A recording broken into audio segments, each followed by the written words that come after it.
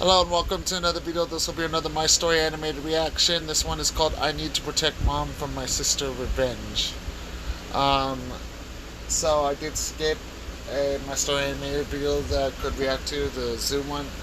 I didn't really upload too much the last couple days, so I figured we could just react to the two newest videos of My Story animated today.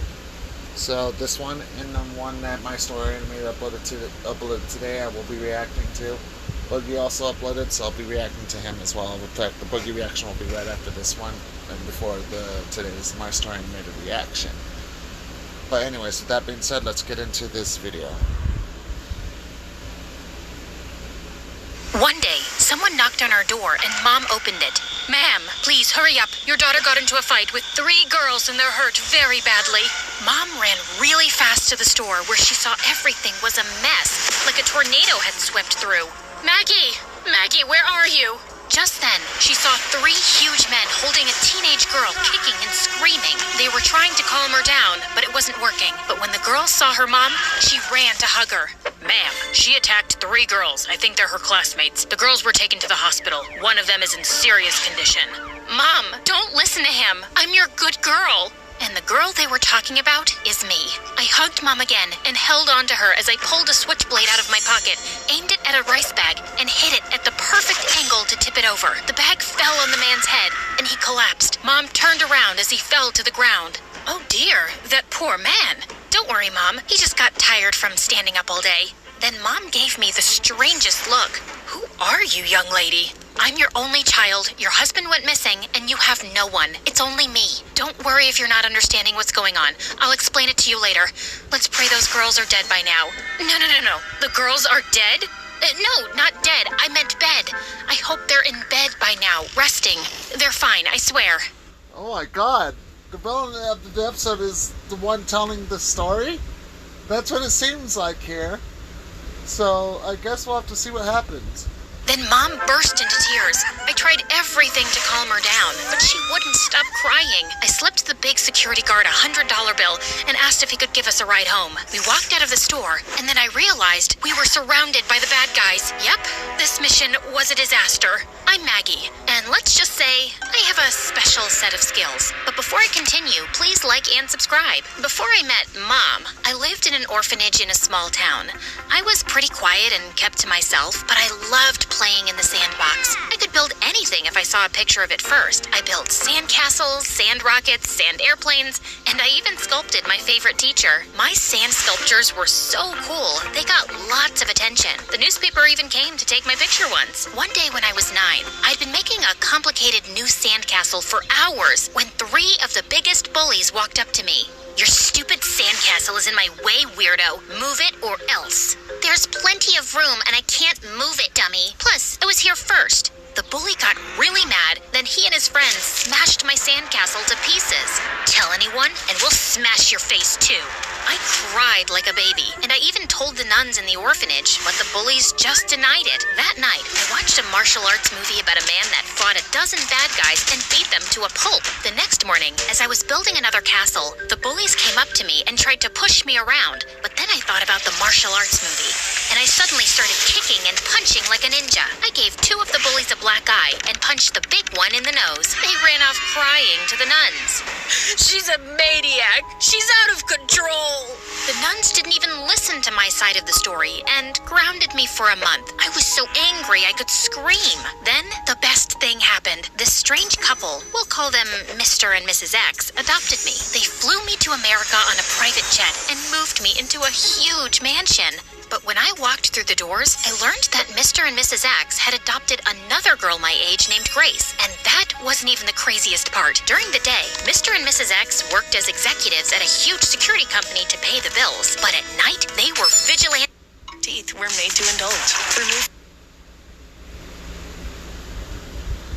Pay the bills, but at night, they were vigilantes fighting for justice. Grace and I started training for the secret family business on our very first day. Grace also had a special set of skills like me. Before she met Mr. and Mrs. X, she lived with a magician, so she knew a ton of magic tricks, and she could appear and disappear with the snap of a finger. Yeah, it was kind of creepy. Mr. and Mrs. X played us a couple scenes from a boxing movie on TV, then threw us into a boxing ring. I didn't want to hurt Grace. She seemed really sweet. Do we have to fight each other? Whoever wins gets $500. And the biggest room. The next thing I knew, Grace's fist came flying at my face, and I landed flat on my back. Hey, that's cheating. I wasn't ready. Too bad, loser. Are you gonna cry or get up and fight? Then Grace kicked me. I jumped to my feet, and we fought like a couple of wild dogs. I used my ninja skills to pin her to the ground. After that, Grace and I spent our days learning new skills, like picking locks, driving getaway cars, and swinging from tall buildings. By the time we were 15, every night, Mr. and Mrs. X took us out on missions where we beat up criminals, tied them up, and dropped them off in front of the police station. Mr. X was really nice, and even when we weren't fighting crime, he loved spending time with me. But I always felt like I wasn't Mrs. X's favorite. Whenever I tried to talk to Mrs. X, she'd get bored and start asking about Grace. Mrs. X and Grace even left the house late at night to go on special training missions and refused to let me join them. Sorry, Maggie, there's only room for two. I felt so left out, and it made me pretty sad. But then, I met my best friend Asher. He lived in the house next door, and he always made me smile. We'd play video games, watch MSA videos, and build model airplanes. One time, Asher almost figured out my secret. Why is your watch beeping like that? Maggot, we need you ASAP. The bad guys are... Ah! Was that Grace? Is she okay? Oh, that's nothing. It's just a little game we play sometimes. Actually, I have to go. See ya! I really liked Asher. He was a great friend, but I felt so guilty lying to him all the time. Grace knew I had a crush on Asher, so she loved torturing him. Once he came over to visit me, and she pretended to be sick. Oh no, I don't feel so good. Asher ran over to help her. What's wrong? Is there anything I can do? Then she pulled out a water gun, sprayed him in the face, and then shoved him out the door. Sucker! Grace hung out with the popular kids, who she'd turned into her little minions. She loved to brag about how she had more friends, more boyfriends, and better clothes than me. But when Grace and I were in high school, things took a turn. Mr. and Mrs. X lost their jobs at the security company, and money got really tight. Then one night, I caught Mrs. X and Grace stealing a bag of money from a crew of bank robbers instead of turning the money into the police. A couple hours later, reports of the missing money were all over the news. I told Mr. X what Grace and Mrs. X did, and it caused the biggest fight. We're the good guys. You have to give that money back. They'll never know it was us. Plus, I need new shoes. My disguise is too small, and our gadgets are way too old. But stealing is wrong. So is your stupid face. If you don't give it back, then I will. Mrs. X promised to give back the money, but the next morning, I woke up to a crashing sound. Then the police stormed through the doors. Mrs. X was gone, and she'd taken all the criminals' money and cleaned out all our bank accounts. The police told us that Mrs. X had been stealing from criminals and banks across the city for years and had framed Mr. X for the crimes. Mr. X and I were shocked and heartbroken, but I could tell Grace already knew. Of course she did. Later, I tried to talk to Grace. I know you were in on it. You and Mrs. X were so close, and you lied about your secret missions. Why did you two do this? Because we wanted a great life for ourselves away from you two. We had bigger ambitions, and now it's all ruined and I'm stuck with you. But I know she'll come back for me, because she loves me. She never cared much for you.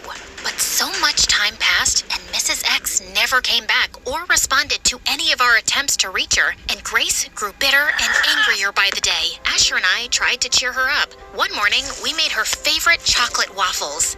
Look, Grace, we made your favorite breakfast. Are you and your idiot friend trying to poison me, you backstabbing jerk? Grace threw a waffle at me and dumped orange juice on Asher. Alright, so I take it back. The person telling the story isn't the villain of the story. I think it's this Grace bitch, so... Asher's head, my eyes. Then Grace tried to drown me with syrup. Dad rushed in to break it up. Luckily, Asher wasn't hurt too bad, and Grace was grounded for a month. When Grace and I turned 17, Mr. X fell in love with a rich woman named Miss Cherry. Now, when I say rich, I mean really rich. Like she owned 3 mansions, donated millions of dollars to charities, and even had a hospital named after her. And Grace hated Miss Cherry. She slammed doors in her face, gave her dirty looks, and refused to talk to her. I thought Miss Cherry was really nice, though. Even though she was so wealthy, she was sweet and down to earth. We spent hours talking, and she loved...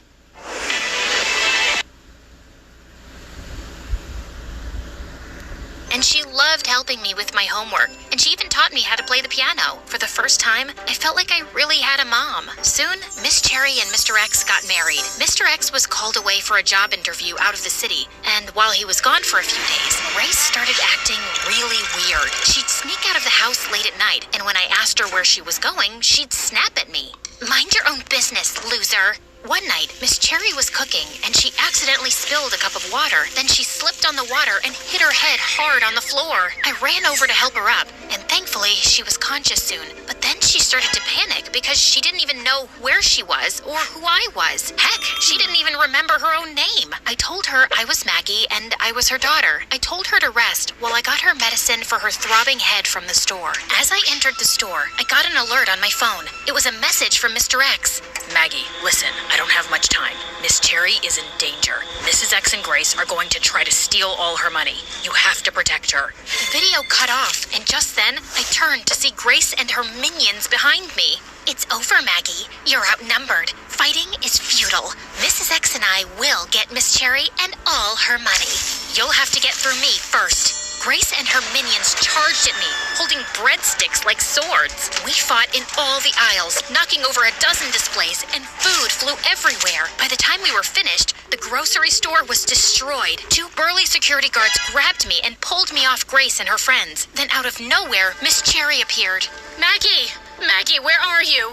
So, this brings us back to the beginning. Miss Cherry took one look at me and the mess and got really confused and then upset, and I was trying to take her home, but now we were surrounded by the bad guys. Grace and her evil minions. Yeah, she'd called in backup, and there were more of them now. Grace had a big bruise on her forehead, her hair was all messed up, and she looked like a crazy lunatic. Miss Cherry, took one look at the girls and started yelling at me. Maggie, you terrible girl. Look at what you've done. Apologize at once. Then the big security guard pulled off his mask, and it was Mrs. X in disguise. Give us Miss Cherry. We just need to take her for a few hours, have her sign over her wealth to us, and then we'll return her to you to live together happily ever after. There was no way I was going to hand poor Miss Cherry to Mrs. X and Grace, so there was only one thing I could do. Run. I jumped in the air, flipped over their heads, and grabbed a bunch of apple pies off a food cart.